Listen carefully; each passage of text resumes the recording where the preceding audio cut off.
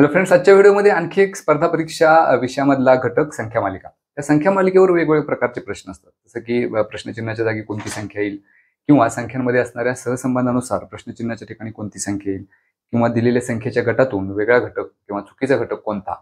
तर त्यापैकी आजच्या व्हिडिओमध्ये आपण एक प्रश्न सोडवूया, ज्याच्यावर आधारित काही उदाहरणं सोडवू, म्हणजे जेणेकरून आपल्याला किती वेगवेगळ्या प्रकारे प्रश्न विचारले जाऊ शकतात याचा अंदाज येईल आणि त्या पद्धतीने तुम्हाला सराव करायला त्याची मदत होईल. तर आजचा प्रश्न असा आहे की प्रश्नचिन्हाच्या जागी कोणती संख्या येईल. म्हणजे आपल्याला एक संख्या मालिका दिलेली असेल आणि त्या संख्या मालिकेमध्ये एक संख्येच्या ठिकाणी प्रश्नचिन्ह असणार आहे. मग त्या संख्या मालिकेमध्ये ज्या संख्या आहेत त्याच्यामध्ये असणाऱ्या संबंधानुसार त्या प्रश्नचिन्हाच्या ठिकाणी कोणती संख्या येईल ते आपल्याला शोधायचं असतं. त्याच्यासाठी 4 पर्याय दिलेले असतात. तर त्या पद्धतीचे काही सराव प्रश्न आजच्या व्हिडिओमध्ये आपण सोडूया, जेणेकरून तुम्हाला त्याचा परीक्षेसाठी किंवा सरावासाठी फायदा होईल. तर हा पहिला प्रश्न आहे, ज्याच्यामध्ये संख्या दिलेत 7, 16, 34, 61, 97 आणि शेवटी प्रश्नचिन्ह आहे. मग या प्रश्नचिन्हाच्या ठिकाणी या 4 पैकी कोणती संख्या असेल असा प्रश्न आहे. आता ह्या प्रश्नाचं उत्तर मिळवायला एक आपण संख्यांचं जर निरीक्षण केलं ह्या दिलेल्या संख्यांचं, तर ह्या संख्या क्रमाक्रमानं वाढत जात आहेत. मग त्यांच्यामध्ये जो फरक आहे सलग येणाऱ्या 2 संख्यांच्या मधला, तो सगळ्यात अगोदर आपण शोधायचा. मग ह्या सलग पहिल्या 2 येणाऱ्या संख्यांच्या मध्ये फरक 7 आणि 9 16 आहे, 16 आणि 18 34, 34 अधिक 27 61, 61 अधिक 36 97. मग ह्या संख्यांकडे किंवा हा जो फरक आहे सलग येणाऱ्या 2 संख्यांच्या मधला, तो पाहिल्याबरोबर आपल्या लक्षात येईल की 9, 18, 27, 36 या सगळ्या 9च्या पटीतील संख्या आहेत. मग प्रश्नचिन्हाच्या ठिकाणी असणारी संख्या आणि 97 याच्यामध्ये फरक किती असला पाहिजे, तर 36 नंतर येणारी 9च्या पटीतली संख्या जी आहे 45. म्हणजे 97 आणि 45 यांच्या बेरजे इतकी संख्या प्रश्नचिन्हाच्या ठिकाणी असणार आहे. मग त्या संख्यांची करायची बेरीज 97 अधिक 45, उत्तर येईल 142. म्हणजे या प्रश्नचिन्हाच्या ठिकाणी संख्या असेल 142, जो आपल्याला पर्याय क्रमांक 3 मध्ये दिला. हा पुढचा प्रश्न, ज्याच्यामध्ये संख्या आहेत 21, 31, 43, 57, 73 आणि प्रश्नचिन्ह. मग प्रश्नचिन्हाच्या ठिकाणी यापैकी कोणती संख्या असेल.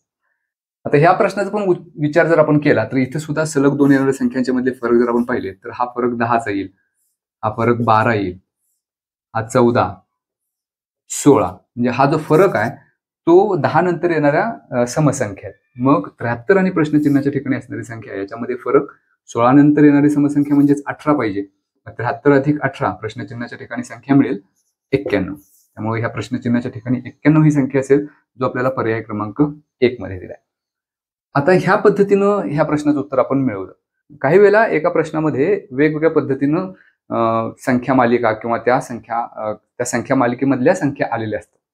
काही जणांना हे लक्षात येईल की त्या 2 संख्यांमधला फरक सलग आहे, किंवा दुसरा एक संबंध इथं असा आहे की 21 ही संख्या 5च्या वर्गाच्या जवळ आहे. म्हणजे 5चा वर्ग 25 आहे, त्याच्यातून 4 वजा केले तर 21 मिळेल. त्याच पद्धतीने 31 म्हणजेच 6चा वर्ग 36 वजा 5, 43 म्हणजेच 7चा वर्ग 49 वजा 6, 57 म्हणजेच 8चा वर्ग 64 वजा 7, 73 म्हणजेच 9चा वर्ग 81 वजा 8. म्हणजे वर्ग संख्या वजा त्याच्या मागची नैसर्गिक संख्या, अशा पद्धतीचा हा पॅटर्न आहे. मग इथं 9चा वर्ग झाल्यानंतर इथं संख्या येईल 10चा वर्ग, त्याच्यातून वजा करायची 9, 10चा वर्ग 100, 100 वजा 9, उत्तर शेवटी पुन्हा 91च मिळणार आहे. म्हणजे अशा 2 वेगवेगळ्या पद्धतीने सुद्धा पॅटर्न काही वेळेला असू शकतात. आपल्याला जे त्याच्यामध्ये दिसेल किंवा जो पॅटर्न आपल्या लक्षात येईल त्या पॅटर्न नुसार आपण त्या प्रश्नाचं उत्तर मिळवू शकतो. फक्त एक लक्षात ठेवायचं इथं की तो जो पॅटर्न आहे तो सगळ्या संख्यांच्या मध्ये असला पाहिजे. म्हणजे इथं फरक जर 10, 12, 14, 16 असेल तर इथं 18 असलाच पाहिजे. इथं जर समजा फरक 18च्या ऐवजी दुसरा काहीतरी असेल तर हा पॅटर्न तिथं लागू असणार नाही, कारण त्या सगळ्या संख्यांच्या मध्ये एकच पॅटर्न असला पाहिजे, तरच त्या पद्धतीने मिळवलेलं उत्तर हे आपलं बरोबर उत्तर असणार आहे. आता हा पुढचा प्रश्न आहे, ज्याच्यामध्ये ही संख्या मालिका दिली आणि 4 पर्याय दिलेत. 20, 25, 31, 38, 46 प्रश्नचिन्ह. प्रश्नचिन्हाच्या ठिकाणी यापैकी कोणती संख्या असेल असा प्रश्न. तर हा व्हिडिओ पाहत असताना तुम्ही सुद्धा त्याच्यामध्ये इन्व्हॉल्व्ह व्हा. तुम्ही सुद्धा वही पेन घेऊन त्या प्रश्नांची उत्तर मिळवण्याचा प्रयत्न करा, जेणेकरून तुमची पण प्रॅक्टिस होईल. ओके, आता ह्या संख्या मालिकेमध्ये जर आपण विचार केला 20 आणि 25 मध्ये फरक 5 आहे, हे लगेच आपल्या लक्षात आलं पाहिजे की संख्या थोड्या थोड्या फरकाने वाढत जातात. म्हणजे सलग 2 येणाऱ्या संख्यांच्या मधला फरक घेऊन आपण पहिला पाहायचं. जर तो फरक समान येत असेल तर आपलं त्यानुसार उत्तर आपण मिळवू शकतो. म्हणजे 25 आणि 6 31, 31 आणि 7 38. म्हणजे आपल्याला लगेच इथं क्लिक होईल की फरक जो आहे सलग येणाऱ्या 2 संख्यांच्या मधला तो एक वाढत जातो. इथं 38 अधिक 8 म्हणजे 46, म्हणजे फरक 5, 6, 7, 8 असा क्रमाक्रमाने वाढत जातोय.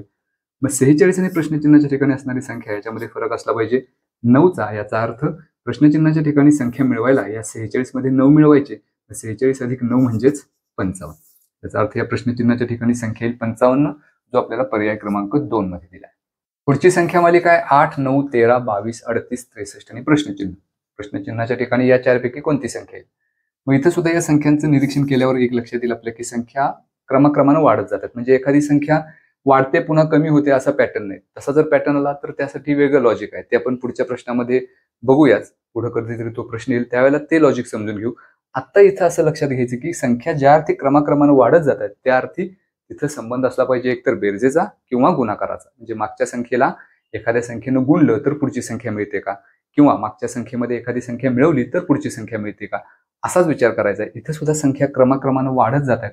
मग ह्या दोन संख्यांच्या मधले फरक आपण बघूया. सलग 2 येणाऱ्या संख्यांच्या मधले फरक.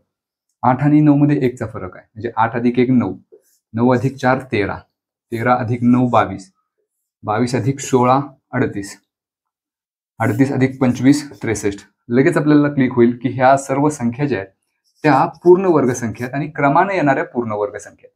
म्हणजे 1चा वर्ग 1, 2चा वर्ग 4, 3चा वर्ग 9 या पद्धतीने. मग इथं 5चा वर्ग आलाय हा फरक.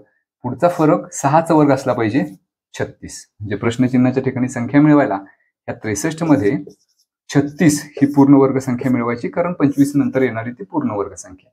मग ह्या दोन्हीची बेरीज म्हणजेच 99. याचा अर्थ या प्रश्नचिन्हाच्या ठिकाणी संख्या असली पाहिजे 99, जे आपल्याला पर्याय क्रमांक 3 मध्ये दिले. त्यामुळे या प्रश्नाचं उत्तर पर्याय क्रमांक 3. आता पुढचा प्रश्न 11, 24, 39, 56 आणि प्रश्नचिन्ह. इथेही संख्या क्रमाक्रमानं वाढत जात आहेत थोड्या थोड्या फरकानं. मग सलग 2 येणाऱ्या संख्यांच्या मधला फरक आपण बघूया. 11 आणि 24 मध्ये फरक आहे 13चा. म्हणजे इथं फरक समान नाही. आणखी एक फरक पुढच्या 2 संख्यांच्या मधला घेऊन बघूया. 39 अधिक 17 बरोबर 56. मग एक गुणधर्म, समान गुणधर्म आपल्याला या 3 फरकांच्या मध्ये येतोय, तो दिसतोय. तो म्हणजे या विषम संख्या आहेत आणि या क्रमाने येणाऱ्या विषम संख्या आहेत. म्हणजे 13 नंतर 15, 15 नंतर 17. याचा अर्थ 56 आणि प्रश्नचिन्हाच्या ठिकाणी जी कुठली संख्या असेल त्याच्यामधला फरक 17 नंतर येणारी विषम संख्या पाहिजे, म्हणजेच 19. म्हणजे आपण इथं 56 आणि 19 यांची जर बेरीज केली तर आपल्याला प्रश्नचिन्हाच्या ठिकाणची संख्या मिळेल. उत्तर येईल 75. प्रश्नचिन्हाच्या ठिकाणी संख्या असली पाहिजे 75, पर्याय क्रमांक 1. हा पुढचा प्रश्न ज्याच्यामध्ये संख्या 4, 16, 36, 64, 100 आणि प्रश्नचिन्ह. 2 पद्धतीने आपण इथे या प्रश्नाचं उत्तर मिळवू शकतो. एकतर सगळ्यात अगोदर ह्या सर्व संख्यांचं निरीक्षण केलं तर आपल्याला लक्षात असेल की ह्या सर्व पूर्ण वर्ग संख्या आहेत.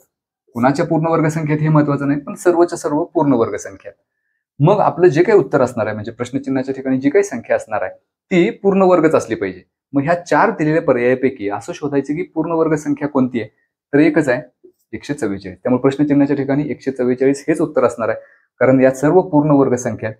त्यामुळं आपलं उत्तर 144 असणार आहे. म्हणजे हा सोपा प्रश्न झाला, पर्याय पण सोपे होते.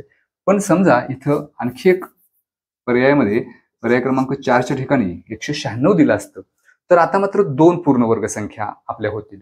मग आता ह्या दिलेल्या संख्या मालिकेमध्ये आपल्याला आणखी एक गुणधर्म वेगळ्या पद्धतीने शोधायचा आहे, जेणेकरून आपल्याला 144 किंवा 196 या 2 पैकी अचूक उत्तर शोधता येईल. मग आता हे आपण असा विचार करायचा की हे जे पूर्ण वर्ग आहेत ते कोणत्या संख्यांचे आहेत.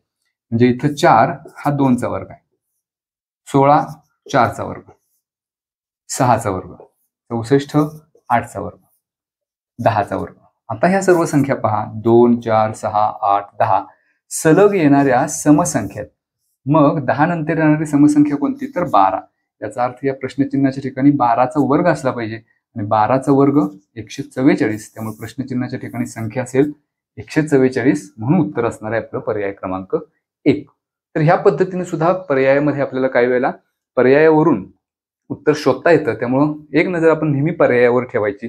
जर समजा इथं 196 नसतं, इथं दुसरी कुठली तरी संख्या असती, तर हे सगळं कॅल्क्युलेशन न करता किंवा हा वर्ग कितीचा आहे हे पाहण्यात वेळ न घालवता सुद्धा आपल्याला लगेच क्लिक होईल की ज्या अर्थी या सर्व संख्या पूर्ण वर्ग आहेत, आपल्या पर्यायामध्ये सुद्धा पूर्ण वर्ग असणारी संख्या हेच आपलं उत्तर असणार आहे, जी आपल्याला 144 मिळेल.